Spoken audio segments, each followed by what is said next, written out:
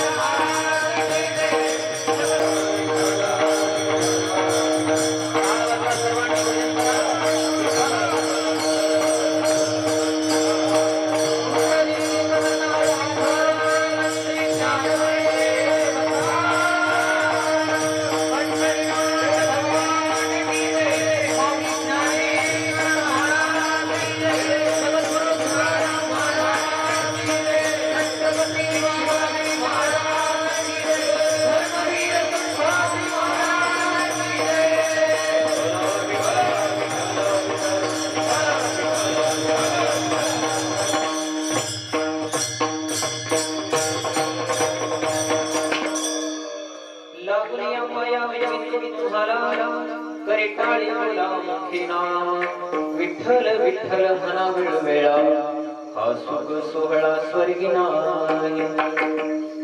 कृष्ण विष्णू हरी गोविंद गोपाळ, कृष्ण विष्णू हरी गोविंद गोपाळ, मार्ग हा प्रांजळ वैकुंठेचा. विठ्ठल विठ्ठल म्हणा वेळोवेळा हा सुख सोहळा स्वर्गी नाही. सकळांसी येथे आहे अधिकार, कलियुगी उद्धार हरीच्या नामे. विठ्ठल विठ्ठल म्हणा वेळोवेळा हा सुख सोहळा स्वर्गी नाही. तुका म्हणे नामापासी चारिती, तुका म्हणे नामापासी चारिती, ऐसे बहुत ग्रंथी बोलिये. विठ्ठल विठ्ठल म्हणा वेळोवेळा हा सुख सोहळा स्वर्गी नाही. समचरण सर्वनाम संक्रमिणा जननी कल्पगमन मंडना. तरुण तुलसीमाला पंधरम कंजणं सदैव समाक्षरं चिंतया. योऽन्तं प्रविशमो वाचमिमां संता संजीवयति किल सुखिरस्वरा. अन्नोचहस्तचरण श्रवण श्रवणादि प्राणानां भगवते देशाय. नमः परमहंसाय स्वाधिकमल जन्म करंदरा. भक्त जनमानस निवासाय श्री राम पांडुरंग.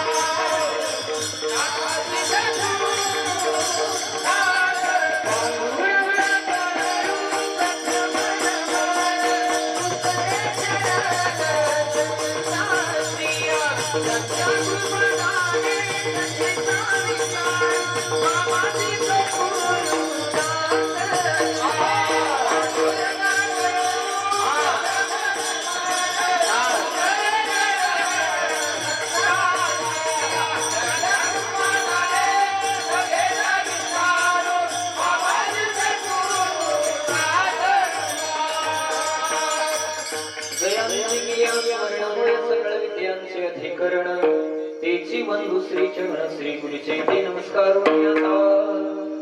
प्रभु के चरणों में सदा मुनि मुनि करऊं प्रणाम. ऐसी माया तारी रे मेरे प्रियतमा. रायगडी मंदिरी वसे माझा चरणासी अर्पितो अनन्यही काया. जगदीश्वरं प्रतिपादयितं शिख्याति प्रथम वंदितो तुमां क्षत्रपति धर.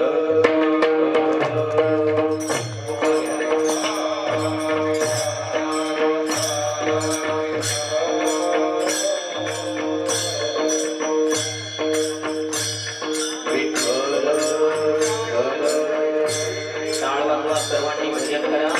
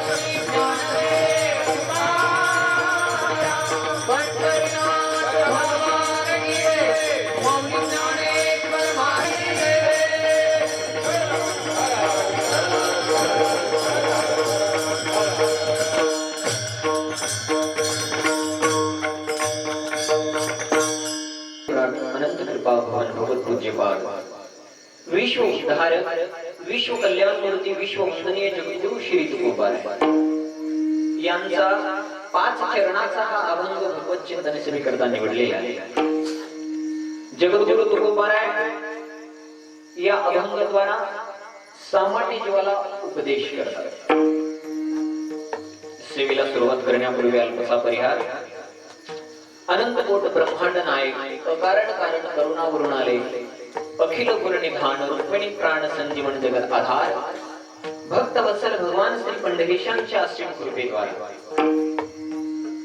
साधकांचे मायबाप, ज्ञानियांचे राजे, वैष्णवाग्रगणी, मुक्त कैवल्य जीवनिधी, अखंड समाधी धन विश्व माऊली श्री ज्ञानोबाराय, श्रीमंत श्री जगद्गुरु श्री तुकोबाराय, वैकुंठवासी प्रातस्मरणीय परमपूजनीय गुरुनाम गुरु मामासाहेब धोंडोपंत दादासाहेबांच्या आदी संतांच्या कृपा आशीर्वादाने निश्चयाचा महामेरू, बहुत जनांचे आधारू, अखंड स्थितीचा निर्धारू, अखंड भारताचे भाग्य 350 वर्षांपूर्वी ज्या विद्यार्थ्यांनी लिहिले अशा अवघ्या विश्वाला वंदे असणाऱ्या श्री शिवछत्रपती शिवाजी महाराजांच्या कृपेने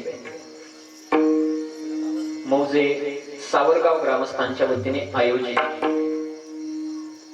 12व्या वर्षाकडे वाटचाल करणाऱ्या भक्ती महोत्सवात बरोबर आहे आज आपण 5व्या दिवशीच्या भगवत चिंतन सेवेमध्ये उपस्थित आहोत. जगद्गुरु तुकोबारायांच्या एका महत्वपूर्ण अभंगावरती आपण चिंतन करणार आहोत. या कार्यक्रमासाठी विशेष उपस्थिती हरिभक्ती करायला वारकरी संप्रदायातील कार्यक्रम करणारे टाळकरी वृंद, मृदंगवादक, गायनाचार्य आणि आपण सर्व देवरूप श्रोते वर्ग, तुम्हा सर्वांच्या पवित्र उपस्थितीमध्ये अधिक वर्णन, प्रचंड गर्दीशी स्थानी शांतता या सर्व गोष्टीच्या एकत्रीकरणाने या कार्यक्रमाला लाभलेली भव्य आणि दिव्यता. विठ्ठल विठ्ठल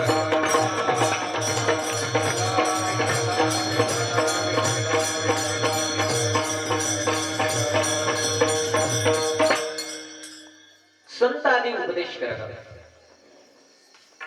संत आदी उपदेश करतात आणि संतांच्याच उपदेशाचा समाजावर का परिणाम होतो? आम्हासारख्या महाराज लोकांचा समाजावर परिणाम होत नाही. याचं कारण आहे नुसताच उपदेश चालू आहे, उपासना राहिली नाही आमच्याजवळ. संतांच्याच उपदेशाचा समाजावर परिणाम होतो याचं कारण आहे, तुम्हाला संत एकनाथ महाराजांच्या जीवनातील तो प्रसंग माहितच आहे. एका महिलेचा मुलगा खूपच गोड खात होता. काही केलं तरी तो ऐकत नव्हता. बरेचसे उपाय केले तिने, परंतु त्याच्यावर काही परिणाम झाला नाही. तिला कोणीतरी असं सांगितलं की पैठण येथे नाथ महाराज राहतात, ते खूप चमत्कार आहे त्यांच्याजवळ, तुझ्या मुलाला त्यांच्याकडे घेऊन जा, काहीतरी उपाय सांग. ती महिला मुलाला घेऊन पैठणला जातात. बाबा, माझा मुलगा खूपच गोड खात आहे हो, काही केल्या तो ऐकत नाही, काहीतरी उपाय सांगा. नाथ महाराज म्हणतात, एक काम करा, तुमच्या मुलाला माझ्याकडे 1 महिन्याच्या नंतर घेऊन या. ती महिला पुन्हा गावाकडे जाते, पुन्हा महिन्यानंतर पुन्हा पैठणला येते आणि बाबा, माझा मुलगा गोड खातो आहे. नाथ महाराज म्हणतात, त्या मुलाला जवळ बोलवतात, इकडे रे, का गोड खातोस? गोड खाणं चांगलं नसतं बरं, जा आजपासून गोड खाऊ नकोस बरं काय. म्हणून डोक्यावरून हात फिरवला, पाठवून दिले.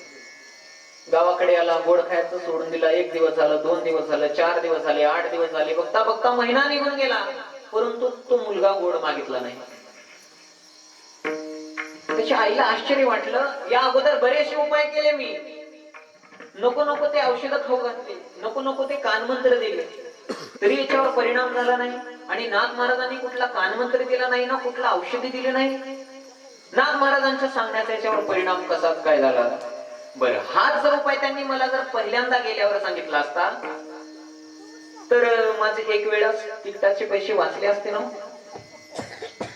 ही शंका त्याच्या मनामध्ये होती. या शंकेचं निवारण करण्यासाठी म्हणून ती पुन्हा पैठणला जाते. महाराजांना म्हणते, महाराज काय चमत्कार आहे हो तुमच्या जवळ? या अगोदर मी बरेचसे प्रयत्न केले, परंतु माझा मुलगा गोड खाणं बंद केला नव्हता. परंतु तुम्ही कुठला कानमंत्र दिला नाही, कुठली औषधी दिली नाही, तुम्ही नुसतं गोड खाऊ नकोस म्हणून सांगावं आणि मुलांना ऐकावं. याचं कारण काय? बर हाच उपाय जर तुम्ही मला पहिल्यांदा आल्यावर सांगितला असता तर मी पुन्हा तुमच्याकडे आले नसते, किंवा तुम्ही मला पहिल्यांदा उपाय हा का सांगितला नाही? 1 महिन्यानंतरच काय म्हणाला? नाथ महाराज म्हणतात त्याचं कारण असं आहे, जेव्हा तुम्ही पहिल्यांदा माझ्याकडे आला होता ना मुलाला घेऊन, त्यावेळेस मी सुद्धा गोड खात होतो, आणि मी जर गोड खात असलो तर समाजाला गोड खाऊ नका म्हणून सांगण्याचा मला काय अधिकार आहे? म्हणून त्याच दिवसापासून मी गोड खाण्याचं सोडून दिलं आणि तुमच्या मुलाला उपदेश केला. गोड खायचं सोडून दिलं म्हणजे उपासना आहे, मुलाला उपदेश. परिणाम, मुलानं गोड खायचं सोडून दिलं. याला म्हणतात उपासना अधिक उपदेश बरोबर परिणाम. विठ्ठल विठ्ठल विठ्ठल.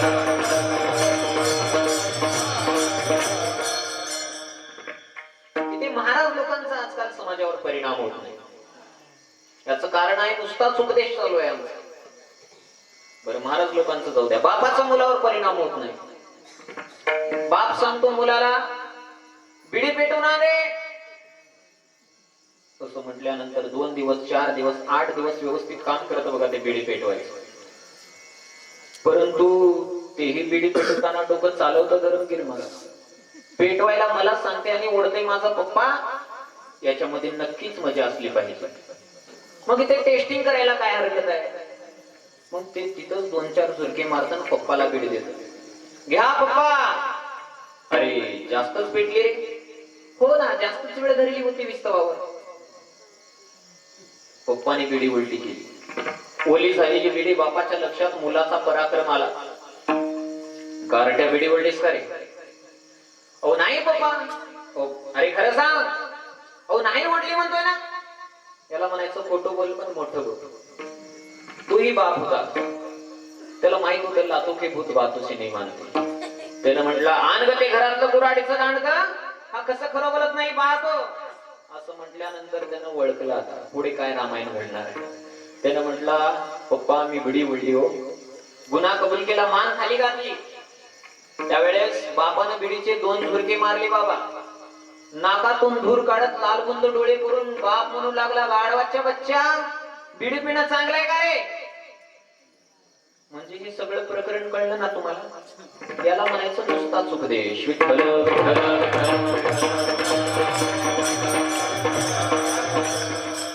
आता मला सांगा, बापाला जर वाटत असेल मुलानं बिडी ओढू नये तर बापानं काय केलं पाहिजे? बिडी वडायचं सोडून दिलं पाहिजे, बरोबर आहे? आणि गांजा वडायला सुरुवात केली पाहिजे. बच्चे शिकाने से नहीं सीखते, बच्चे दिखाने से सीख जाते.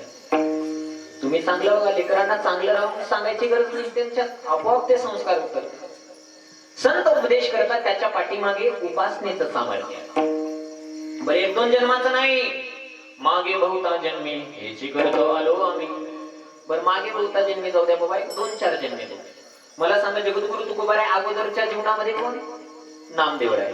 त्या अगोदर उद्धवजी, आणि त्या अगोदर अंगदजी, आणि त्या अगोदर सत्ययुगामध्ये प्रल्हादजी. जरा थोडस मागे जाऊया. संत जनाबाई महाराजांचा अभंग आहे. हिरण्यकश्यप कुळी नामा प्रल्हाद, पद्मिनी नाम माझे श्रेष्ठ दासीचे पद. तोचा अवतारी अशी अंगद राम भक्त, मंत्र नाम माझे भरते मारे लीलात. द्वापारी कृष्ण शेवे उद्धव जन्मला, कुब्जा देवी नाम माझा उद्धार केला. आणि कलित नामदेव विठ्ठल चिंतने, त्याची सेवे लागे दासी जन्मले जनी. म्हणून संयोगाचा भक्त नामा उभा कीर्तनी. स्वतः जनाबाई महाराज सांगतात, हा बाबा सत्ययुगामध्ये प्रल्हाद झाला आणि मी पद्मिनी नावाची दासी झाले. मग हा बाबा त्रेता युगामध्ये अंगद झाला, मी मंथरा नावाची दासी झाले. मग हा बाबा द्वापार युगामध्ये उद्धव झाला, मी कुब्जा नावाची दासी झाले. मग हा बाबा कलियुगामध्ये नामदेव झाला आणि मी जनाबाई झाले. आणि तेच नामदेवराय पुढे जगद्गुरु तुका अवतार नाम याचा संप्रदाय सगळ्यांचा इथून या. उपासना अधिक उपदेश. 2-4 मिनिटांमध्ये विचार करूया, ऐका. ज्यावेळेस कृतयुगामध्ये प्रल्हादजी झाले, तेव्हा प्रल्हादाच्या बापांना हिरण्यकशिपूनं प्रल्हादाला आसुरी राजनीतिक शिक्षण संस्थेमध्ये घातला होता. वारकरी शिक्षण संस्थेत नाही, ऐका, आसुरी राजनीतिक शिक्षण संस्था. आणि या संस्थेचे संस्थापक कोण होते? दैत्यगुरु शुक्राचार्य. आणि त्यांनी आपलेच 2 मुलं शिक्षक म्हणून लावले होते बरं काय महाराज. हे तेव्हापासूनची वशिली बाजी. शंड आणि आमर अशा संस्थेमध्ये हिरण्यकश्यपूने प्रल्हादाला घातलेला. प्रल्हाद आसुरी शिक्षण शिकला नाही. या उलट दुपारच्या सुट्टीमध्ये अख्खा वर्ग बिघडावून टाकला प्रल्हादाने. अरे मुलांनो काय शिकता रे हे? प्रल्हादा तुझ्या बापाचाच कायदा आहे. अरे मग हे शिकू नका. मग काय शिकायचं प्रल्हादा? तू ही नामकारम सविकारकारम धरो उसका धारण निवारण करेगा. नता नात ताको दीदाव तुडुमा को खबर है खुदा को सबर हो मरेगा. तेरा ढूंढ सीना मिटा देगा केना सीने पे पसीना हो आके भरेगा. जब दात न ते तब दूध दियो जब दात आए तब अन्न देते. अरे जेव्हा दात नव्हते तेव्हा दुधाची व्यवस्था ज्या परमेश्वराने केली, जेव्हा दात आल्यानंतर जेवणाची व्यवस्था त्या पोटाची व्यवस्था त्या परमेश्वराने केली. त्या विश्वंभराचं ध्यान करा. विश्वंभर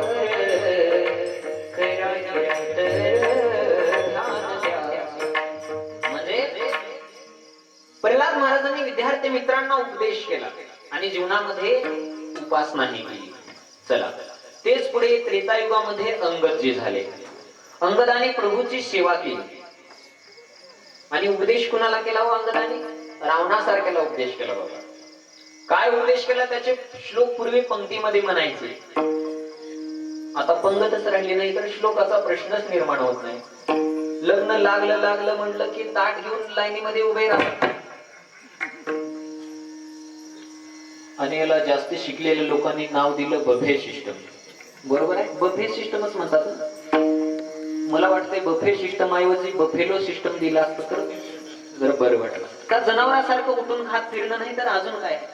पूर्वीची संस्कृती किती गोड होती बघा. पूर्वी भोजनाची व्यवस्था भारतीय बैठकीच्या नियमाप्रमाणे भोजनाची व्यवस्था असायची. भोजन करणारा एके ठिकाणी आसनावर बसायचा आणि वाढणारा आग्रह करू वाढायचा. आणि सर्वांना वाढ झाल्यानंतर कोणीतरी उठून एखादी वयोवृद्ध माणूस उठून श्लोक म्हणायचा. वदनी कवळ घेता नाम घ्या श्री हरीचे. सांगा सांगा सांगा. प्रभू रामचंद्राचं आणि रावणाचं युद्ध कशामुळे झालं होतं? जगज्जननी सीता मातेचं अपहरण केला. आता मला सांगा, रावणाने जर सीता परत दिली असती आणि प्रभू रामचंद्राला शरण आला असता तर युद्ध टळलं असतं का नाही? टळलं असतं ना. मग रावणाला समजावून सांगावं म्हणून विभीषणाने विदेश मंत्री म्हणून अंगदाची निवड केली. इथं आपला विषय. बोले गोड गिरा विभीषण वरा रामा पुढे साजिरा. आदि नीट करा विरोध विसरा संग्राम तो आवरा. शिष्टाई सबरा चंद्र दुसरा कोणी नसे सुंदरा. वालीच्या कुमरा तुम्ही प्रभुवरा धाडा सुवर्णापुरा. मग अंगदजीवरती कामगिरी आली विदेश मंत्री म्हणून. अंगदजी गदा घेऊन निघाले. ते लंकेतले मुलं क्रिकेट खेळत होते रे. अंगदाला बघितल्याबरोबर बॅट बॉल तिथे टाकून पळाले घरला. मम्मी पप्पा दरवाजा बंद करो. क्यों? 2 बार आया है. कौन? गाव जलाने वाला बंदर. यांना काय माहित होतं बदलून गेले म्हणून. मग ज्या ज्या रस्त्याने अंगदजी जायचे तो रस्ता रिकामी करून द्यायचा. चुकून जर कोणाचा स्पर्श झाला, नाही नाही काय नाही हो आमच्याकडे तर रॉकेल नव्हतं, आम्हाला मारू नका. कशाला? तुमचं शेपूट भेटवायचं. मग अंगदजीच्या लक्षात आलं की मुझे बजरंगबली समज रहे थे. जता अमत्त गज जुतमह पंचानन चलियाई. तुलसीदासांचे शब्द आहेत, रामायण काढून बघा. जता अमत्त गज जुतमह पंचानन चलियाई.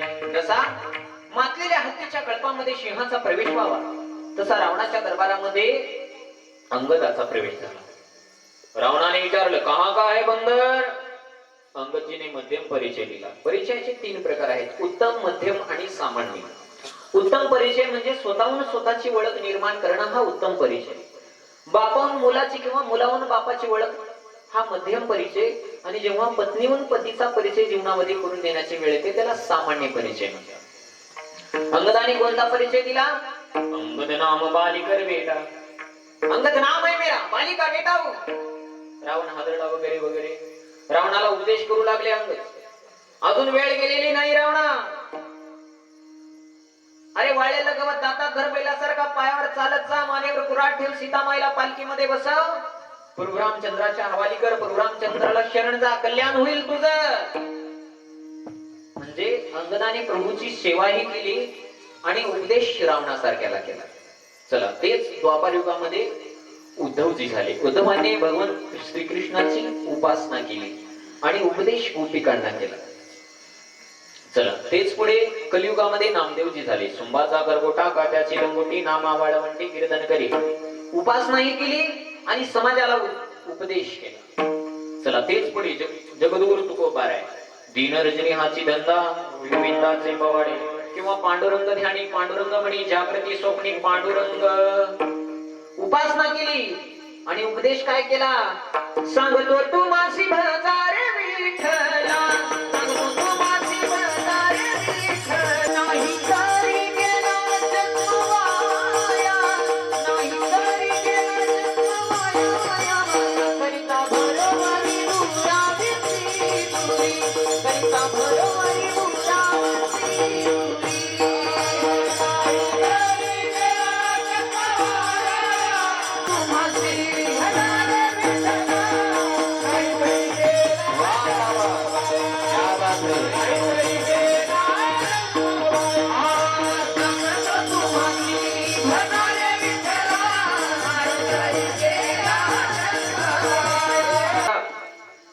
उपदेशाने ज्यावेळेस समाज ऐकत नाही त्यावेळेस रागावण्याचा प्रकार आहे आणि रागावूनही काम भागवत नाही. शेवटी नाईलाजानं पाया पडून सांगतात संत अभंग फक्त लक्षात आणा.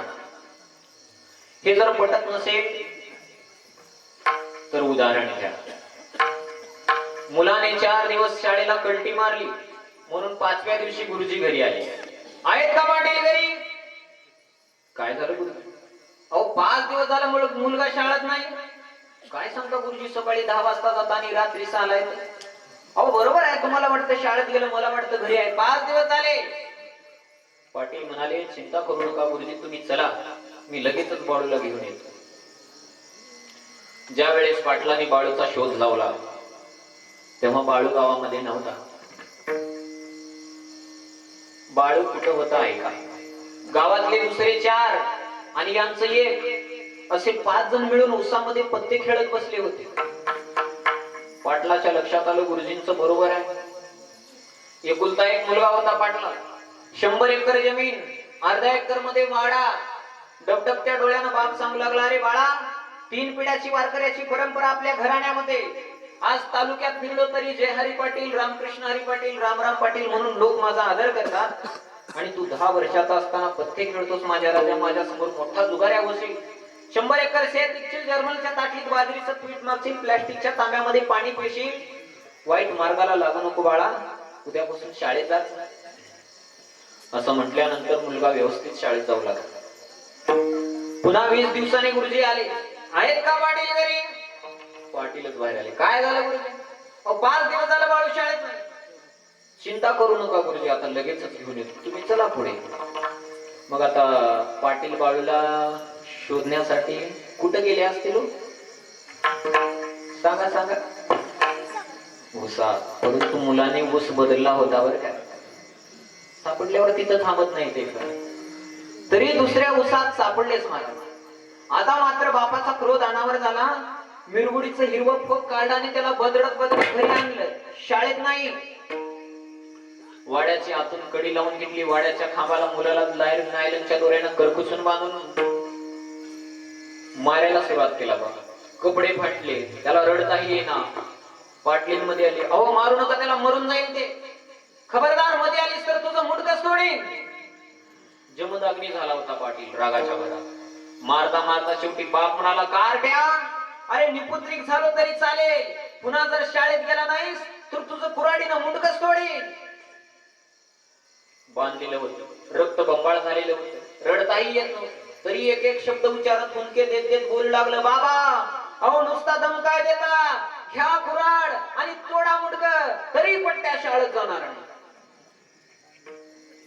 आता मात्र बापाने ते रक्त बंबाळ झालेले लेकरू कवठाळून उराशी धरलं आणि ढसाढसा रडू लागला. बाबा अरे खरं सांग बाळा, तुला मारा वाटला असेल का? अरे लेकराचं लालन पालन करावं, लढे पुरवावे का जनावरासारखं मारावं? अरे तू माझा एकुलता एक मुलगा आहेस, मी तुझा बाप आहे. तू वाईट मार्गाला लागू नये म्हणून मारलो माझ्या राजा. उद्यापासून व्यवस्थित शाळेत जात बाळा, असं वाईट मार्गाला लागू नको. म्हणून शेवटी बापाने पाया पडला. मला सांगायचं काय आहे, पहिल्यांदा उपदेश केला बापाने, उपदेशानं पोर ऐकलं नाही म्हणून बाप रागावला, मारला, आणि रागावूनही काम भागलं नाही, शेवटी नाईलाजानं पाया पडून सांगतो म्हणाला बाप. तशी संतांची भूमिका आहे. संत पहिल्यांदा संत अगोदर उपदेश करतात.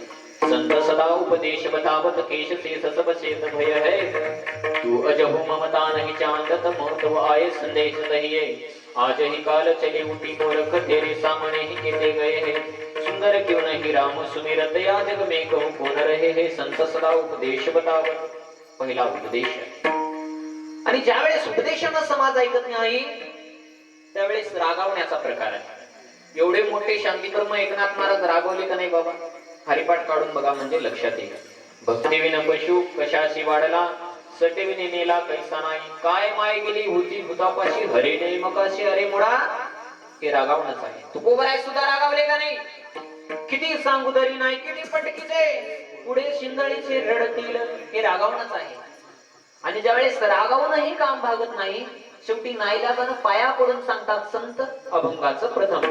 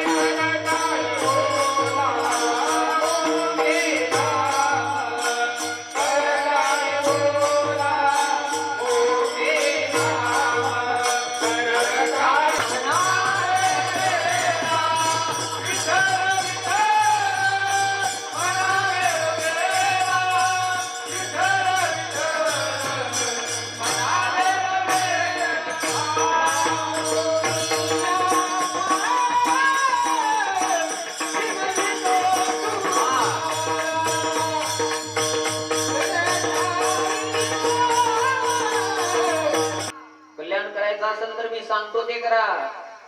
चाले दंडवत घाली नारायणा, आपुल्या कल्याणा लागुनिया. आणि जिथे निर्गुण आकार झाला गुणवंत, घाली दंडवत कुजूनिया. एवढा मोठा तुमचा अधिकार, देगा देवा आशीर्वाद आमच्या नाम भाग्याने, अशी म्हणणारे तुम्ही संत अर्धा तास झालं लागुनिया पाया, लागुनिया पाया. एवढी नम्रता का दाखवता? हे असं आहे अति नम्रता धूर्त लक्षण. हा ऐका, एखादी जर मनुष्य जर तुम्हाला खूपच नम्र होऊन बोल लागला की समजायचं याचं काहीतरी धूर्त लक्षण आहे. याला शास्त्रामध्ये आधार असा आहे, नवनी निचकी अति दुःखदायी जिमी अंकुश धनु उरगतीलाय. धनुष, अंकुश, साप आणि मांजर हे जर नम्र झाले की समजायचं यांचं काहीतरी स्वार्थ आहे. धनुष कोपऱ्यामध्ये दोरी बांधून ठेवा, त्याच्यापासून धोका नाही. मग धनुष्यावर बाण चढवला आणि दोरासहित बाण वळला की धनुष्य वाकतं. धनुष्य वाकलं की समजायचं बाण ज्याच्यावर जाईल त्याचं मरण आहे. दुसरा अंकुश, अंकुश वाकला की हत्तीला थांबावं लागतं. तिसरा साप, फणा उगारलेला साप कधीच दंश करत नाही. फणा बंद करून 2 वेळा जीभ बाहेर काढून साप चुकला की समजायचं याची दंशाची तयारी आहे. मांजर, मांजर जर सरळ रस्त्यानं चालू लागलं तर रोडच्या काठाच्या येड्या बागडीच्या मोडाला बसलेले उंदर सुद्धा हसू हसू मोठमोठ्याने गप्पा मारतात. अरे जाऊ दे, ते जाऊ दे, कुठं चाललंय? अरे ते उदगीरला चाललंय रे.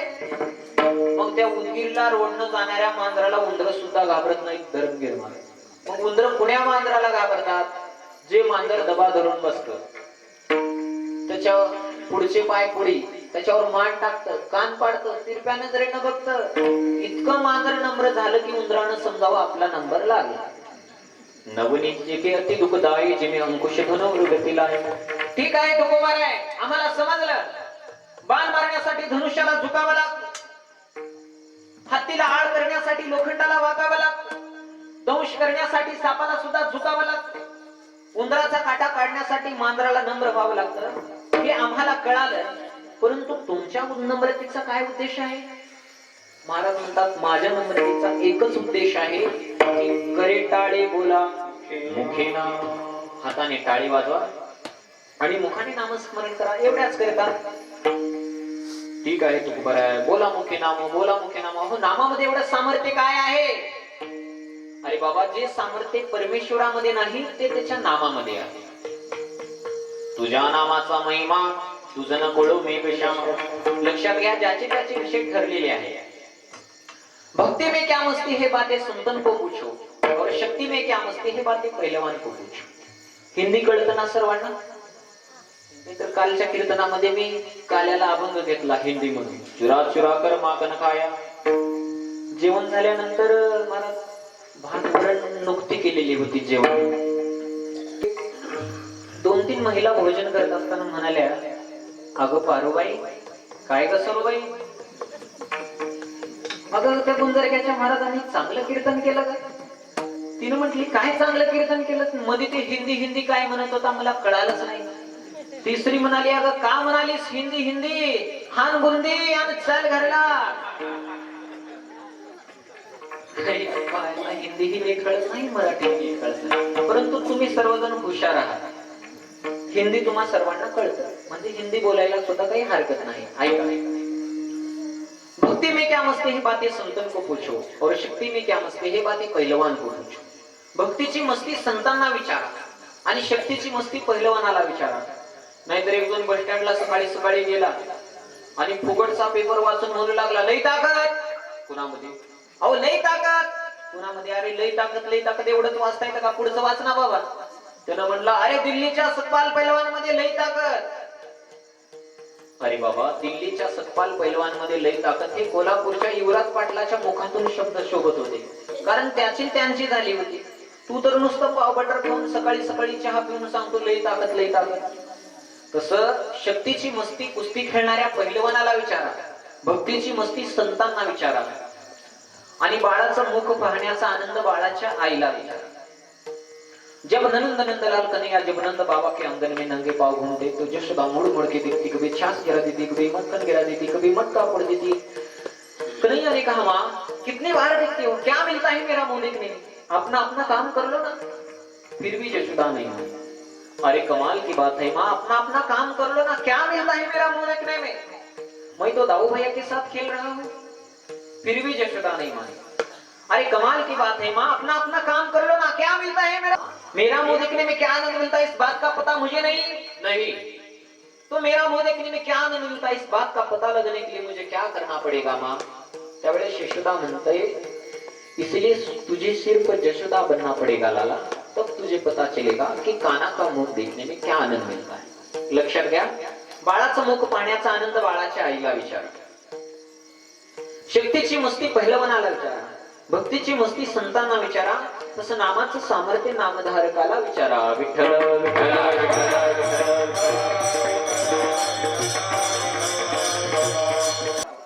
तसं एका उडीमध्ये हनुमानजी लंकेमध्ये जातात. ज्याचं नाव आहे त्याने नाव घेतलं, या दोघांचा विचार आहे. ज्याचं नाव आहे त्या श्रीरामाला पुलावरून चालत चालत जावं लागलं, आणि ज्याने नाव घेतलंय तो मार्गराव एका उडीमध्ये लंकेत जातो.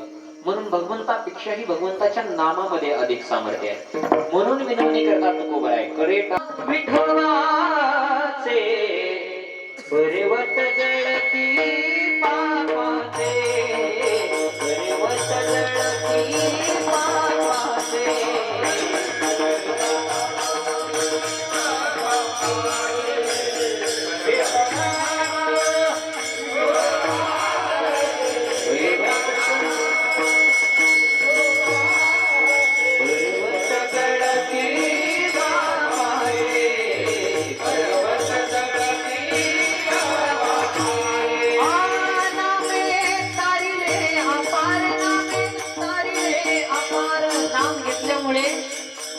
अनेकांचा उद्धार झाला.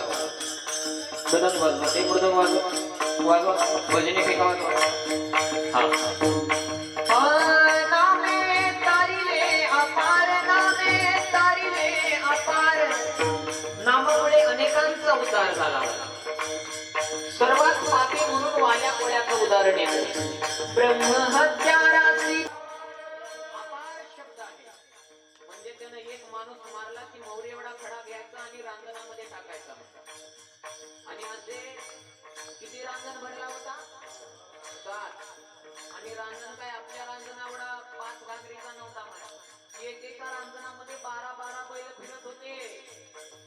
आता मौर्य एवढा खडा 12 बैल फिरला इतका मोठा रांजण, याचा हिशोब कीर्तन संपल्यानंतर घरी जाऊन करा. काही जण असंही म्हणतील, काय थापा मारता कमलाकर महाराज, अहो कुठं 12 बैल फिरण्या इतका मोठा रांजण असतो का? का एवढा मोठा रांजण बघायला तुम्ही गेला होता? मी नाही रे बाबा, मी गेलो नव्हतो. परंतु मी असं म्हणतो की एवढा मोठा रांजण नव्हता हे बघायला तुमच्यापैकी तरी कुणी गेला होता का? नाही ना. मग तेरी भी चूक मेरी भी चूक हे अतिशयोक्ती अलंकार वक्त्याला क्षम्य असतात. एखाद्या गोष्टीचं भयानकत्व पटवून देण्याकरता वक्तृत्वामध्ये वक्त्याला अतिशयोक्ती अलंकाराचा वापर करता येतो. म्हणजे वाल्या कोणी अतिपापी होता. वाल्या कोणी महात्यारी, वाल्या माझ्या वाल्या कोणी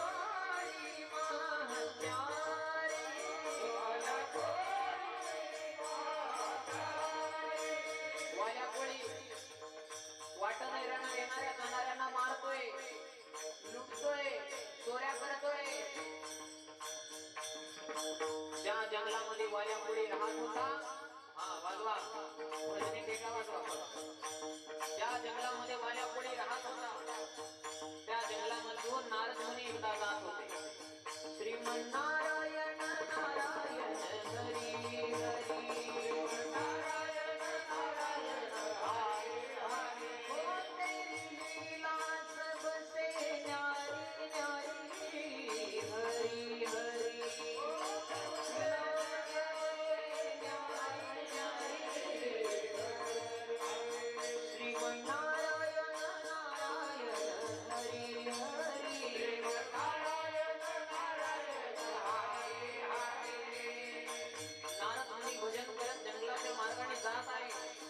वाल्या कोळ्याच्या कानावर आवाज आला.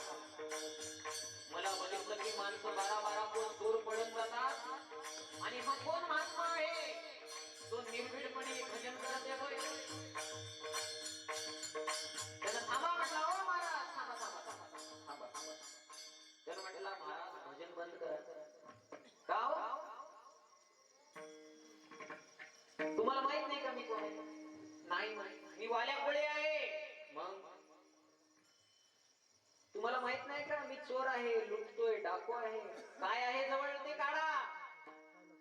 नारद मुनी म्हणाले, आमच्याकडे काय असणार बाबा, हे काय विना चिपळ्या घे आणि भजन करत बस म्हणे.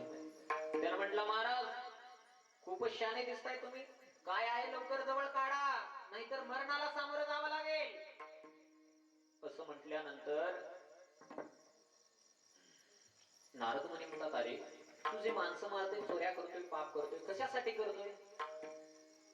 म्हणे, मी का तुमच्यासारखा संन्यासी आहे का? म्हणे भजन कीर्तन करत निघाले पंढरीचे वारकरी, शिळे तुकडे पार करे.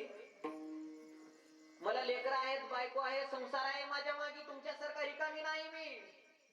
नारद मुनी म्हणतात, अरे तू ज्या लेकरा बाळासाठी हे सर्व पाप करतोय,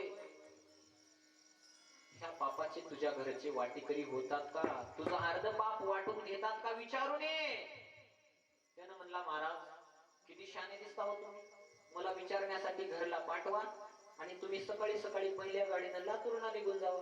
वर शहाणे म्हणे. अरे माझ्यावर विश्वास नाही? नाही म्हणे. म्हणला, महाराज लोकांतर अजिबात नाही म्हणे. बर, मग विश्वास नसेल तर झाडाला बांधून ठेवून जा. मग त्यावेळेस वाल्या कोळ्यानं काय केलं बघा, नारद मुनीला झाडाला बांधला आणि घरला गेला विचारायला. म्हणाला, मी जे पाप करतोय, चोऱ्या करतोय, माणसं मारतोय, या पापाची तुम्ही वाटेकरी व्हाल का? माझा अर्ध पाप वाटून घ्याल का? सर्वांनी नाही म्हणून सांगितलं. पत्नीला म्हणाला, अगं तू तरी पाप वाटून घेतीस का? तिनं म्हणली, हे बघा तुम्ही कसं कमवून आणता ते मला माहित नाही. आमचं काम आहे फक्त आणलेलं करून खाऊ घालायचं. तुम्ही कसं कमवून आणता ते आम्हाला काय माहिती. आम्ही त्या तुमच्या पापामध्ये सहभागी होणार नाही. ऐका,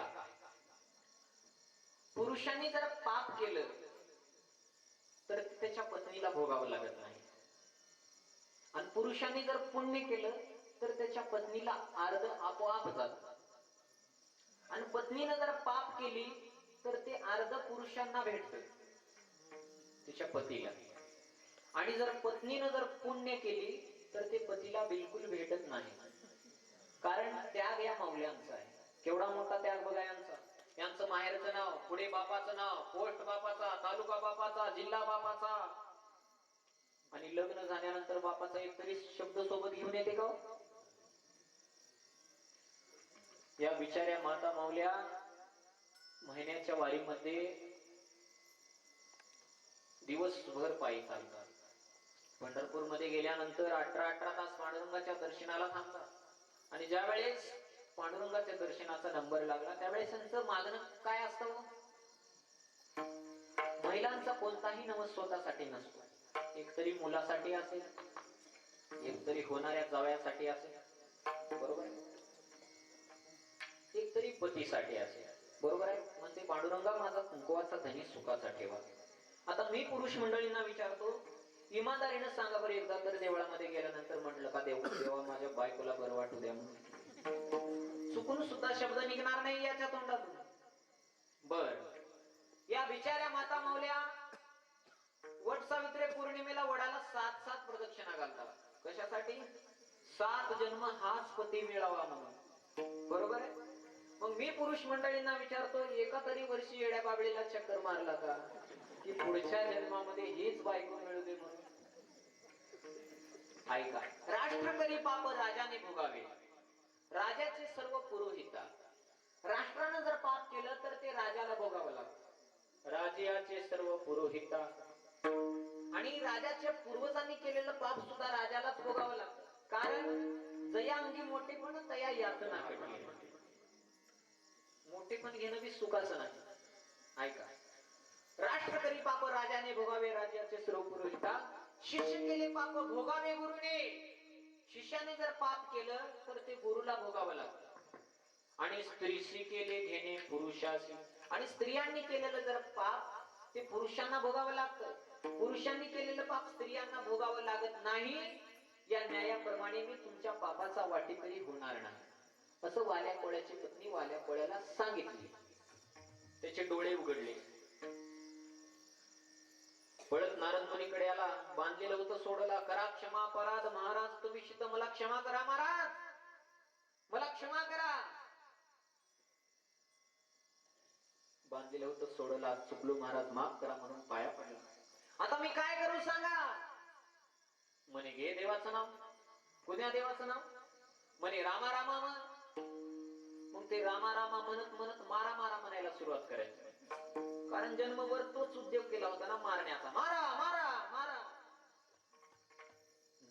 अरे मारा मारा क्या कहते हो, रामा रामा कहो. सच कहूं नारद जी, पूरी जिंदगी मारने में गई तो मारा मारा ही आएगा. असं म्हटल्यानंतर 10:41 नारदजी वैतागले.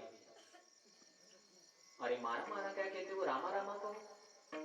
सच कहूं नारद जी, पूरी जिंदगी मारने में गई तो मारा मारा ही आएगा. तो एक काम करो, मारा मारा ही कहो. क्या बकवास करते हो नारद जी, मारा मारा कहीं थोड़ी भगवान का नाम होता है. अरे वाल्या, मारा मारा कहने से बहुत बड़ा फायदा होता है. क्या फायदा होता है महाराज? अरे वाल्या, 3 बार मारा मारा मारा कहने से 2 बार रामा होता है. करून बघा तुम्ही. मारा मारा मारा, इकडचा मा आणि इकडचा रा काढा. मग 2 शब्द वाया जातात, परंतु मध्ये 2 रामा तयार होतात. मग ते तिथंच बसलं तसंच म्हणत. मारा मारा यही मंत्र उनके अंतर भेदा, वाला कासु हुआ वाल्मीकि भेट भई नारदा. नाम राम से ज्यादा भाई, नाम राम से ज्यादा, मारा मारा यही मंत्र उनके अंतर भेदा. जिथे उलट्या नामाच्या जपाने वाल्याचा वाल्मिकी होतो, तर सरळ नाम घेतल्याने काय होणार नाही. म्हणून तुकोबाराय विनवणी करता, करे टाळे बोला मुखे नाम. ठीक आहे तुकोबाराय, आता तास झालं, बोला मुखे नाम, बोला मुखे नाम. अहो हजारो नाम त्या देवाला आहे आणि तुम्ही तास झालं बोला मुखे नाम, बोला मुखे नाम. काना तारो नाम 6000 किया नाम लखवी कंकोतरी. हरि तारो नाम 6000 किया नाम लखवी कंकोतरी. रोज रोज रटले मुका किया नाम लखवी कंकोतरी. तुकोबाराय म्हणतात, अरे बाबा, हजारो जरी नाव त्या देवाला असले तरी मी सांगतो ते नाव घ्या अभंगाच्या दुसऱ्या चरणात.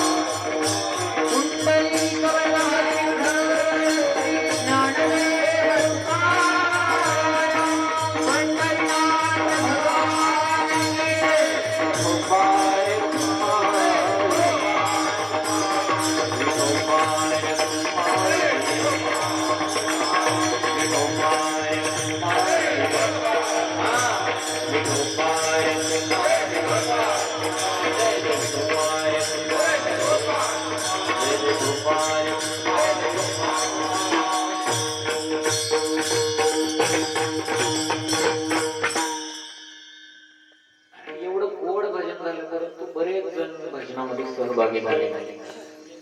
काही जण तर तोंडच उघडले नाही. काही जणांचा तर हात दुसऱ्या हाताला भेटलाच नाही. हरि नाम नहीं तो जीना क्या. हरि नाम नहीं तो मना जीना क्या. हरि नाम नहीं तो भूषण से सब अंग सजावे. रसना पे हरि नाम नावे.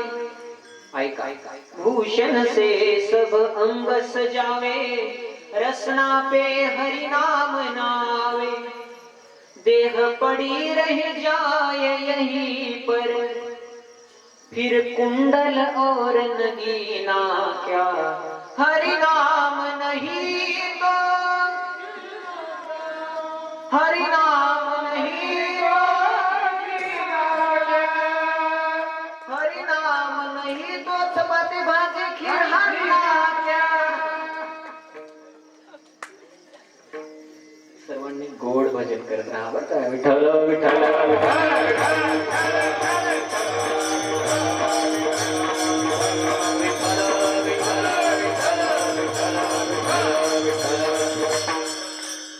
लागून या पाया विनितो तुम्हाला करिताळी बोला मुखे नाम. विठ्ठल विठ्ठल म्हणा वेळोवेळा.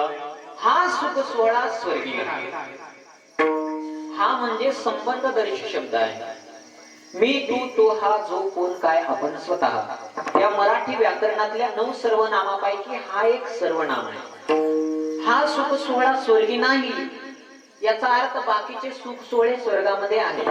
माऊलीने त्याचं सुंदर वर्णन केलेलं आहे बघा. मनती संसारी जन्मीजे यज्ञाधिक कर्म कीजे. मग स्वर्ग सुख भोगी जे मनोहर. स्वर्गामध्ये सुख सोहळे आहे, चिंतामणीच्या भूमिका आहे, कामधेनूची खिल्लार आहे, अमृत प्यायला आहे स्वर्गामध्ये. कुणाला माझ्यावर विश्वास नसेल तर जाऊन बघा, अमृत सुद्धा आहे. तिरुत्तमा उर्वशी मेनका रंभा या अप्सरा मनोरंजनासाठी नृत्य करतात. अमृत प्यायला आहे, उत्तम प्रतीचे घोडे बसायला आहे, कामधेनूचे खिल्लार आहे, चिंतामणीच्या भूमिका आहे, आणखी कल्पतरूचे बगीचे आहेत स्वर्गामध्ये. बरं झाला तो अशी कल्पना केल्या केल्या लगेच जेवणाचं ताट आलंच. ते आपल्या ताटासारखं नव्हतं, नुसतं भात वरण चपाती भाकर होती एवढंच नव्हतं. तर त्या ताटामध्ये आमरस, तूप, पोळी, चपाती, भाजी, पुरी भाजी, कुरवड्या, पापड्या, भजे, पापड, लिंबूचं लोणचं, आंब्याचं लोणचं, शेंगाची चटणी, टमाट्याची चटणी, वाळ्या भाकरी, श्रीखंड, बालुशाही, बासुंदी, गुलाबजामुन, लाडू, रसगुल्ले आणि थंडगार मठ्ठा आणि तोंडी लावण्यासाठी हिरव्या मिरच्याचा ठेसा. आणि याच्यातून तुम्हाला काही मिळणार नाही, उग गप्प बसा, तोंडाला पाणी सुटू देऊ नका. मी त्या झाडाखालचं सांगतोय, ऐका. खायचं बोललं की लगेच तुमचे चेहरे किती खुलले हो. असंच एक तुमच्यासारखी एक मावशी होती, तिनं काय केली बघा, काजू, बदाम, मनुके, पिस्ता, इलायची वगैरे घालून बुंदीचे लाडू तयार केले आणि ते लाडू तुपामध्ये तळायला लागले. मग आता त्याचा कसा सुगंध येत असेल, एवढा सुगंध सुटला. त्या सुगंधामध्ये एक काकडा करायचे मामा येईल बघा, त्यांनी 2 भाकरी कुस्करून खाल्ल्या, एवढा सुगंध सुटला. म्हणजे खायचं बोललं की विनोदाचा भाग सोडून त्या खायचं बोललं की लगेच तुम्हाला तोंडाला पाणी सुटतं आणि भजन म्हटलं की नको वाटतं. म्हणजे सत्ता हे नुसतं पंक्ती झोडण्यासाठी नाही, तर इथं या मंडपामध्ये येऊन अन्नदान तर आहे, ज्ञानदान आहे, ते ज्ञान चढते बघा. विचार केला, आता नशा म्हणजे त्याला झोप येत होती. मला कळतंय कीर्तनामध्ये जर कोण झोपत असलं की मला कळतंय त्यानं गळ्याला येईपर्यंत खाल्लंय म्हणून. मला सांगायची गरज नाही बरं काय. म्हणून कीर्तनाला येत असताना अर्ध्या भाकरीची भूक ठेवून उठत जा, जेणेकरून कीर्तनामध्ये झोप येणार नाही. त्याला झोप येत होती, झोपायला गेला तर खाली दगड रुतत होते. मग विचार केला, इथं जर पलंग गादी असती तर किती चांगलं झालं असतं, अशी कल्पना केला. लगेचच पलंग आणि गादी आलीच की हो, ते काय झाडच कल्पतरूच. बर, मग त्या गादीवर क्षणभर विचार न करता जाऊन बसला. ते चंडू टुकल्यासारखं 2-3 वेळा टुकून खाली आले. म्हटलं वा क्या बात आहे, काय गादी आहे म्हटलं. आपल्या सासऱ्यानं सुद्धा अशी गादी लग्नामध्ये गेलं नव्हतं. आता गप कुणानं झोपून मुकाट्यानं उठून जायचं का नाही. म्हटलं आपली बायको असती तरी तर किती चांगलं झालं असतं. असं म्हटल्यावर झाड कल्पतरूच त्याची बायको सुद्धा आली. तिला गप्पा मारत होता, ती झोपी गेली. होय ग म्हणत होता. अरे झोपली वाटतं म्हटलं. मग थोड्या वेळात त्याला कल्पना अशी आली, पाणी म्हटलो तेव्हा पाणी आलं, जेवण म्हटलो तेव्हा जेवण आलं, पलंगादी म्हटलो तेव्हा पलंगादी आली, पर्यंत ठीक आहे. परंतु बायको म्हटल्यावर बायको आलीच कस काय, माझं तर लग्नच झालं नाही म्हणे. अरे बापरे, हे बायको नाही भूत आहे की काय. कल्पना केला, ती भूतच होऊन बसली. आता खाऊन टाकतं की काय, त्याला खाऊन टाकलं. विठ्ठल वारकऱ्याचा सोहळा पाहतो. लुब्धली नादी लागली समाधी, मूर्जन नर नारी लोकारे, पंडित ज्ञानी योगी मानव एकच चित्त साधकारे, नाचते आनंद कल्लोळे पवित्रे गाणे नामावरी. जेव्हा ब्रह्मदेव हा वारकऱ्याचा सोहळा पाहतो तेव्हा ब्रह्मदेव आपल्या भाग्याचं वर्णन करतो. धन्य धन्य मृत्यू लोक म्हणती भाग्याचा देसा, धन्य धन्य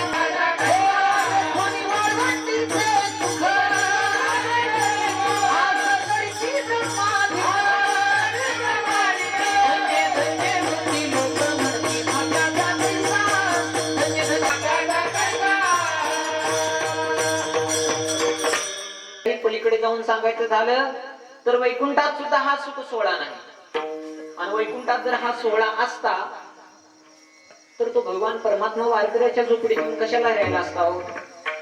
ज्या सुखा कारणे देव वेडावला, ज्या सुखा कारणे देव वेडावला, वैकुंठ सोडून संत सदनी राहिला, वैकुंठ सोडून संत सदनी राहिला.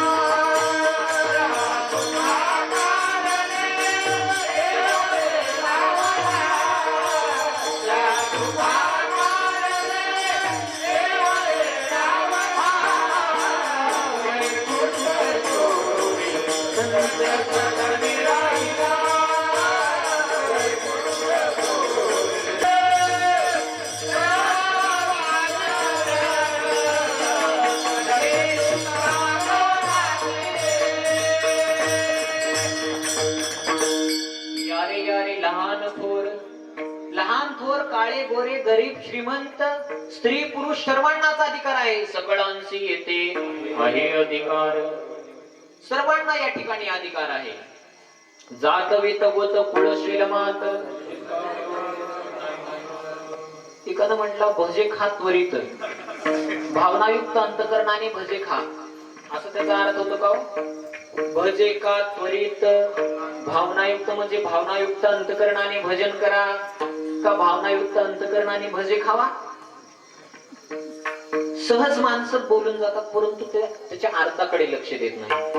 मी म्हटलं कीर्तनामध्ये महाराज, तिन्ही देव जैसे परब्रह्मीचे ठसे, जगी सूर्य जैसे प्रकाशले.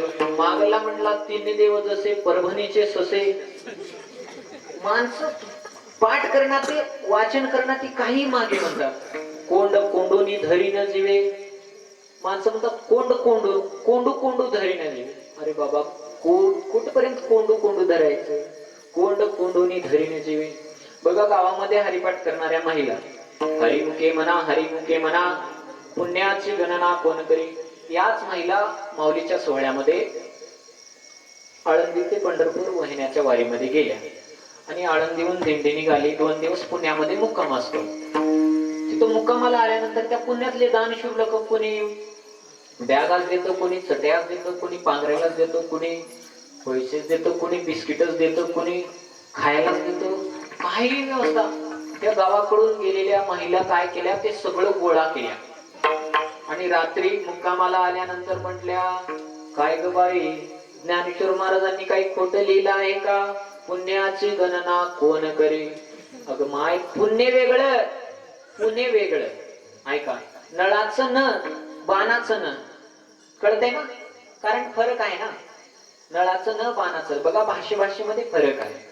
मी तिकडे हिंगोली साईडला जर कीर्तनाला गेलो तर तिकडं तुल मल असं बोलतात आणि विदर्भात जर कीर्तनाला गेलो तर तिकडे तुले मले, काय करू राहिला रे, असं तिकडची भाषा. आणि तिकडे येडशी बारशी साईडला जर मी कीर्तनाला गेलो तर तिकडं येरो जार असं निब्बर भाषा तिकडची. आणि आपल्या लातूरची भाषा, का करला लाव महाराज, कुठवर आलाव, ही आपली लातूरची भाषा, बरोबर आहे. आणि मी जर इकडे नांदेड साईडला जर कीर्तनाला गेलो, कुठवर आल्या महाराज, गड्यालाही आल्या बायालाही आल्या. मी म्हटलं अर्ध्या वर्षात आले. त्यानं म्हटलं जेवण करत्या का? मी म्हटलं आल्यावर करत्या. म्हणजे भाषेमध्ये फरक आहे. नळाचं न वेगळं, बाणाचं न वेगळं. तसं भजे का त्वरित, भावनायुक्त अंतकरणानं भजन करावं. पण त्यासाठी जातवीत गोत कुळशील मात, या ठिकाणी जातीपातीचा भेद नाही, बरं वयाची सुद्धा अट नाही परमार्थ करण्यासाठी. आता या ठिकाणी हो की 8 आली, वयाची 8 आली, परंतु संसार करण्यासाठी वयाची 8 आहे. परंतु परमार्थ करण्यासाठी कशाची 8 आहे का? नाही, वयाची 8 नाही. कोण कोण भजन करू शकतं? 5 वर्षाच्या ध्रुव बाळापासून ते 1400 वर्षाच्या चांगदेवापर्यंत कोणीही भजन करू शकतं. म्हणून सगळ्यांशी येथे आहे अधिकार. कलियुगी उद्धार हरीच्या नामे, कलियुगी उद्धार हरीच्या नामे असं का म्हटलं? द्वापारयुगी उद्धार, त्रेतायुगी उद्धार, कृतयुगी उद्धार असं का म्हटलं नाही, तर ज्या त्या युगामध्ये ज्या त्या साधनेना प्राधान्य आहे. कृते ध्यायते विष्णू त्रेतायामध्ये तो मते, द्वापारी परिचर्या नाम कलौत हरी कीर्तनात. कृतयुगामध्ये ध्यान श्रेष्ठ, कृष्ण हरी भजन करतोय हे कीर्तन आहे. नाम संकीर्तन साधन पैसो जळतील पापे जन्मांतरचे, नलगते सायास जावे वनांतरा, सुखे तो खरा नारायण. मग त्यासाठी कुठं डोंगरामध्ये जाऊन तपश्चर्या करायची गरज नाही. ठाईच वैसोनी करा एक चित्त, आवडी अनंत आळवावा, रामकृष्ण हरी विठ्ठल केशवा, मंत्र हा जपावा सर्व काळ. बरं ह्याच्याकिंता कोणतं दुसरं काही सोपं साधन आहे का परमार्थ करण्याचं? या विनाशता अनेक साधन वाहत स्यान विठोबाचे, तुका म्हणे सोपे आहे सर्व होणे, शहाणा तो धनी घेतो. नामस्मरणाला खूप खूप खूप महत्व दिलेलं आहे. अखंड हरिनाम सप्ताह, अखंड म्हणजे ज्यामध्ये खंड पडू नये म्हणून सतत नामस्मरण घडत असतं सत्यामध्ये. म्हणून प्रत्येकाने नामस्मरणाला खूप महत्व दिले पाहिजे. ऐका, नामस्मरण केल्याने भक्ताला 4 मुक्त्या मिळतात. मी माझ्या मनानं बोलत नाही. ऐसे बहुता ग्रंथी बोलिले, ऐसे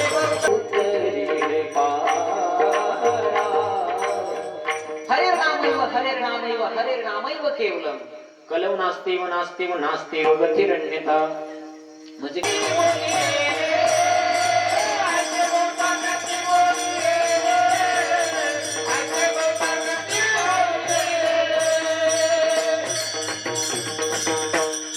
तुका म्हणे नामापाशी 4 मुक्ती, ऐसे बहुता ग्रंथी बोलिले. विठ्ठल विठ्ठल मना वेळोवेळा, हा सुख सोहळा स्वर्गी नाही. हा एवढा मोठा जो अखंड हरिनाम सप्ताह ज्यांच्या कृपेने चालू आहे ते म्हणजे अखंड हिंदुस्थानचे आराध्य दैवत हिंदवी स्वराज्याचे संस्थापक छत्रपती शिवाजी महाराजांमुळे आपला सप्ताह चालू आहे. जर महाराज नसते तर काय झालं असतं? ओम नमो श्री जगदंबे, नमन तुझ अंबे करुणी प्रारंभे, डपावर थाप तुझ्याचा, डपावर थाप तुझ्याचा, शाहीर आशू भक्तांचा प्राण, जीव सुपात गाजून गाज धीर धीर.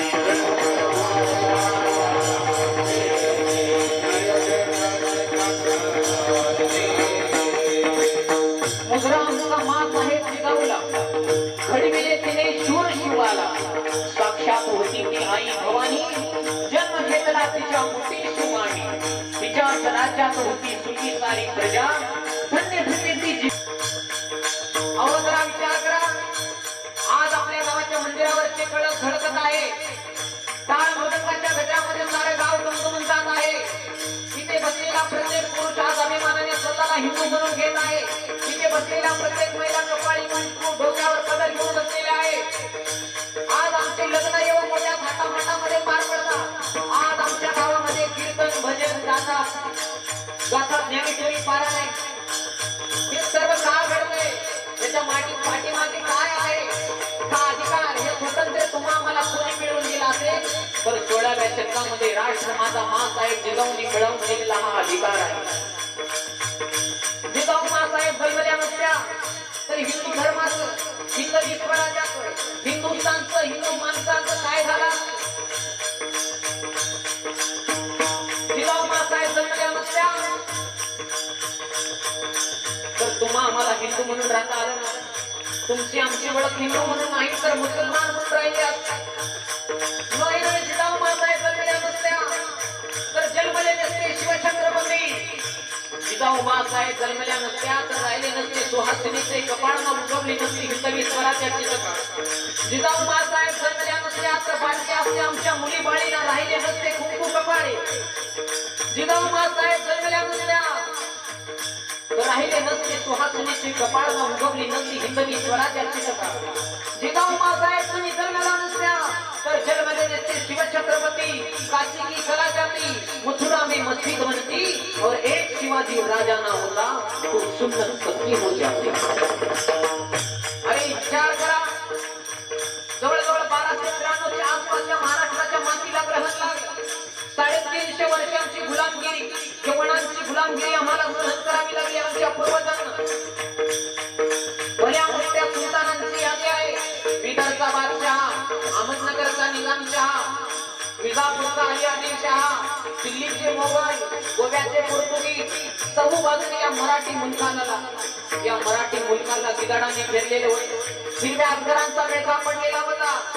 त्या ठिकाणी हिंदू धर्माला कोणी वाली राहिला नव्हता. प्रत्येकाचा स्वाभिमान विसरलेला होता. यवनांचं राज्य वाढवण्यासाठी आपल्या बाहुबलातली ताकद आम्ही खर्च करावी. त्यांनी मात्र आमच्या या बहिणीची आबरू लुटावी. मंदिर पाडले जात होते.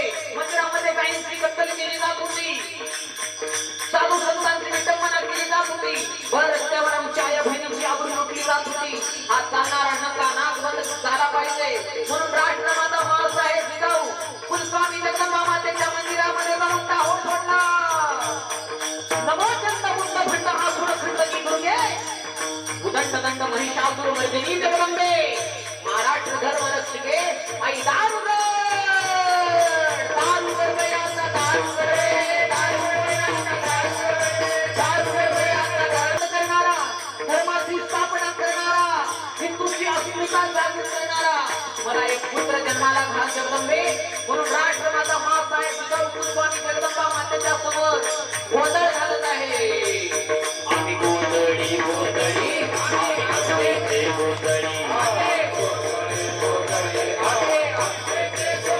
आमचा घालावा गोंधळ वाजवी हरिनाम संगळ. आमचा घालावा गोंधळ वाजवी हरिनाम संगळ.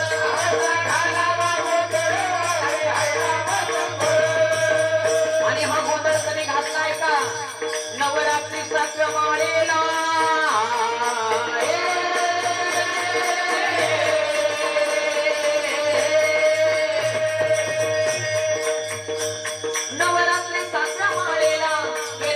जगदंबेला एक पुत्र असा दे मला दुष्टाचा नाश करण्याला.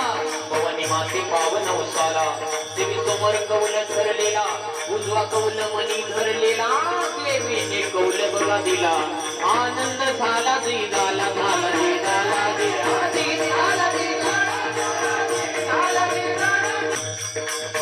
बघता बघता 7 महिने निघून गेले. म्हणतात की 7व्या महिन्यामध्ये बरोबर गर्भवती महिलांना डोहाळ्यांची चर्चा सुरू होती. शहाजीराजे भोसले आपल्या पत्नीला विचारतायत राणी साहेब कशाचे डोहाळे लागलेले आहेत. त्यावेळेस राष्ट्रमाता मातासाहेब जिजाऊ म्हणतात मला तुमचा राजशाही पोशाख द्या. दिला. तुमचा झेरेटोप द्या. दिला. हातातली समशेर द्या. कमरेचा सेना द्या. आणि ते म्यानातली तलवार बाहेर काढतात. काय घडलं?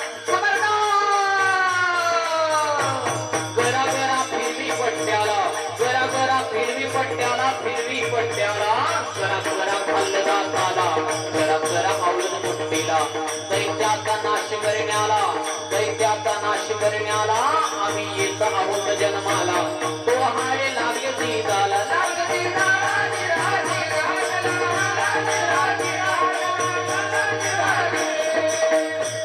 जिजाबाईला डोहाळे लागले. बघता बघता त्यावेळेस अस्थिर वातावरण हे सर्व शहा एकमेकांमध्ये झुंजत होत्या. त्यामुळे जिजाबाईंना कुठेतरी स्वास्थ्य ठिकाणी ठेवलं पाहिजे म्हणून शहाजीराजे भोसले यांनी शिवनेरी गडावर जिजाबाईंना ठेवण्यात आले. ऐका 9 महिने 6 दिवस पूर्ण झालेले आहेत. 3 दिवस पोट दुखत होतं महासाहेबांचं.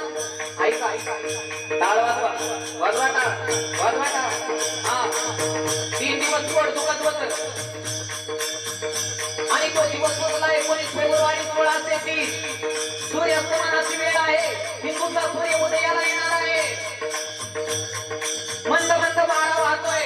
शिवनेरीच्या दगडांना पाजर फुटू लागलेला आहे. पक्षी आपल्या घरट्यांकडे येत आहे. दुसऱ्या काही आपल्या वासराकडे येत आहे. मंदिरामध्ये दिवे लावले जात आहे. आणि अशा वेळेला जसा एखाद्या शिवनेरी सिंहाला जन्म द्यावा तसा राष्ट्रमाता मातासाहेब जिजाऊंनी बाळ शिवाजी राजांना जन्म दिला.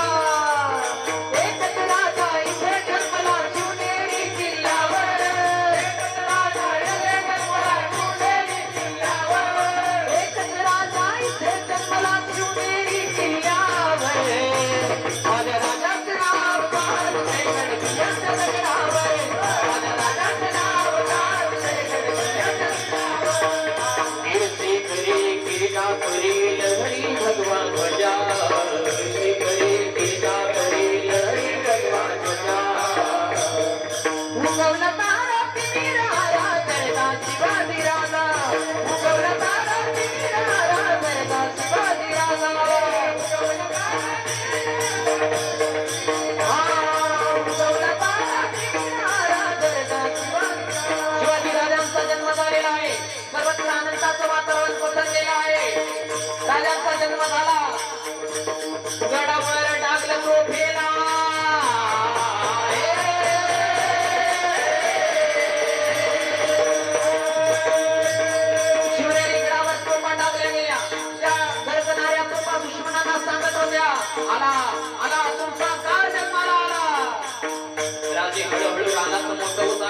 त्याचबरोबर राष्ट्रमाता मासाहेब जिजाऊंनी राजांना संस्कार दिले, घोडदौडीचं शिक्षण दिलं,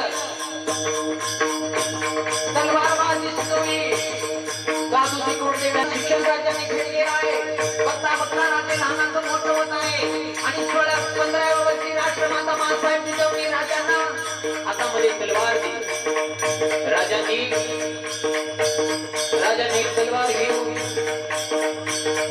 मावळे हळूहळू संघटित करू लागलेले आहे आणि मोठभर मावळे संघटित करून रायरेश्वराच्या मंदिरामध्ये जाऊन आपल्या डाव्या हाताने करंगळी कापून मोठा महादेवाच्या पिंडीवर रक्ताचा अभिषेक करत आहे आणि शपथ घेत आहे, हे हिंदवी स्वराज्य व्हावे ही श्रींची इच्छा.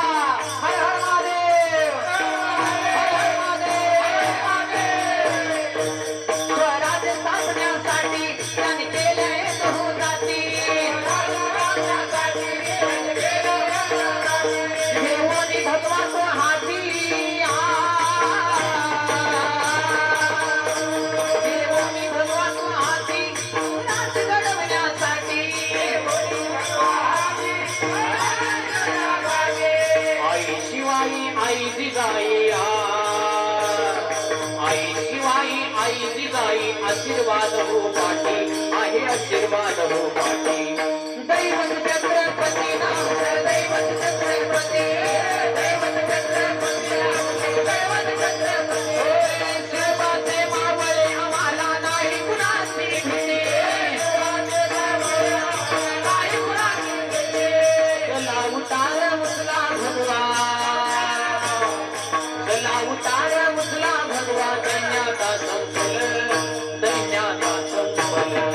आला आला आला आला आला गड्यानो भगवा वादळ आलं, आला आला आला आला गड्यानो भगवा वादळ आलं, आला आला आला आला भगवा वादळ आलं, आला आला आला आला भगवा वादळ आलं. राजांनी एक एक मावळा संघटित केलेला आहे.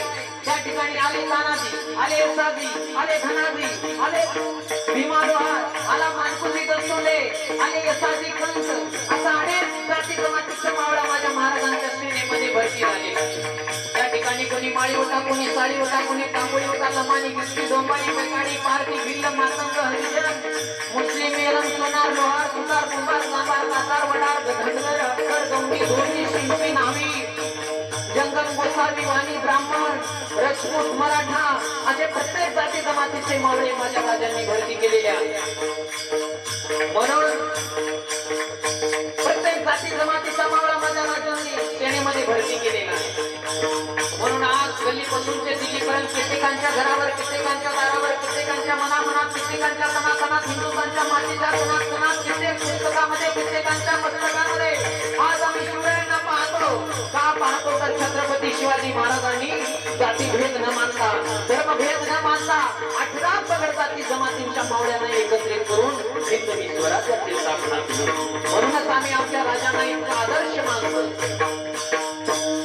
म्हणून म्हटलं जात आहे, या जगाच्या पाठीवर हिंदुस्थान सारखा धर्म नाही, हिंदुस्थान सारखा देश नाही, हिंदू सारखा धर्म नाही, महाराष्ट्रासारखं राज्य नाही, पंढरपुरासारखं तीर्थक्षेत्र नाही, पांडुरंगासारखं दैवत नाही, ज्ञानोबा तुकोबारासारखे संत नाहीत, गाथा ज्ञानेश्वरी सारखा ग्रंथ नाही, रामकृष्ण हरी सारखा मंत्र नाही, वारकरी संप्रदायासारखा पंथ नाही, रामायणासारखी आचारसंहिता नाही, दशरथासारखा बाप नाही, कौशल्यासारखी माता नाही, रामासारखा पुत्र नाही, सीतेसारखी सून नाही, उर्मिले स्मृतिकीर्ती सारखी बहिणी नाही, भरता लक्ष्मणासारखा भाऊ नाही, हनुमंतरायासारखा सेवक नाही, विभीषणासारखा मित्र नाही, रावणासारखा शत्रू नाही, कोल्हे इतकं लबाड नाही, कावळ्या इतकं धूर्त नाही, काजळा इतकं काळं नाही, लोण्यापेक्षा मऊ नाही. आणि छत्रपती शिवाजी राजानंतर जगाच्या इतिहासामध्ये राजा झाला आहे. ज्ञानेश्वर माऊली, ज्ञानराज माऊली तुकाराम, महाराज ज्ञानेश्वर, ज्ञानेश्वर, ज्ञानेश्वर माऊली, ज्ञानराज माऊली,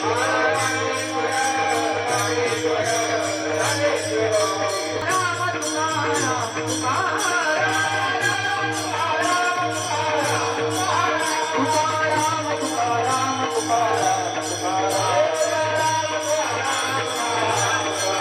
तुकाराम तुकाराम तुकाराम तुकाराम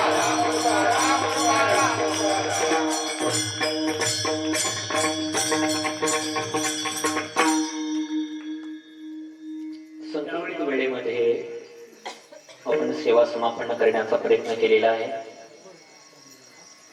थोडस सुरुवात करायला थोडस वेळ झाला, बरोबर आहे. आपल्याला अंगण सांगतं. आल्यानंतर खूप समाधान वाटलं. कालच्या कीर्तनामध्ये गेलो होतो, रात्रीचं कीर्तन होतं. काय सांगावं तिथली दशा, एवढा बेकार मूड खराब झाला होता. तिथं साऊंड सिस्टम नका मारा. 2 भोंगे, त्या भोंग्याचा आवाज कुठं चाललाय त्या भोंग्यावाला बी कळत होतं का नाही. गरमी मंदिरामध्ये 2-3 फॅन चालू, त्या फॅन मध्ये माझा आवाजच बाहेर यायला नको. एवढा त्रास झाला, एवढा. कॅमेरेवाला दादा आहे, त्यांना सुद्धा धन्यवाद. आणि गावामध्ये एवढा मोठा सप्ताह चालू असताना घरी पांघरून झोपणाऱ्यांना डबल धन्यवाद.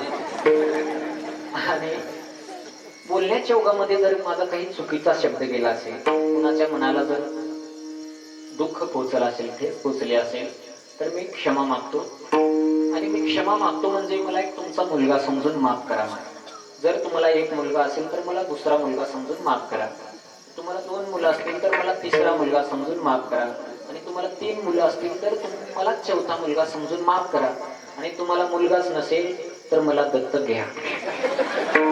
आणि एवढंच नाही, तुमची सगळी प्रॉपर्टी माझ्या नावावर करा आणि मला माफ करा, बरोबर. त्या ठिकाणी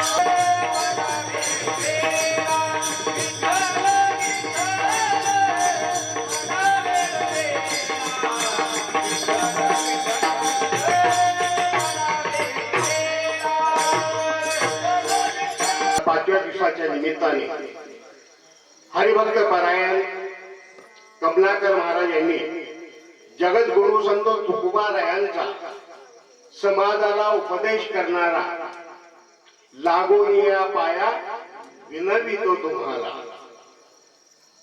कर टाळी मुखे नाम म्हणा. बोला मुखे नाम. विठ्ठल विठ्ठल म्हणा वेळोवेळा, असा सोहळा स्वर्गी नाही. असा उत्कृष्ट अभंग आपल्या सेवेतून सादर केला. या सर्व गायन वादन करणाऱ्या मंडळांच्या सहकार्यातून आणि निसर्गाने दिलेल्या साथीमुळेच आजचा 5वा दिवस आमचा संपन्न झाला. आम्हा सर्व ग्रामस्थांची अशी विनंती आहे, ज्या ज्या लोकांनी यात योगदान दिलेलं आहे अशा योगदात्यांना माऊलीचा प्रसाद म्हणून ज्ञानेश्वरी ग्रंथ आपल्या हस्ते त्यांना वितरित करावायचा आहे. आजच्या कीर्तन सेवेचे सेवेकरी आहेत रघुनाथ विठ्ठलराव बिरादार, धनादार. आजचे अन्नदाते, संध्याकाळचे अन्नदाते व्यंकट बालाजी भिंगे, महाराजांना विनंती असेल आपल्या कराने माऊलीचा हा प्रसाद त्यांना वितरित करावा.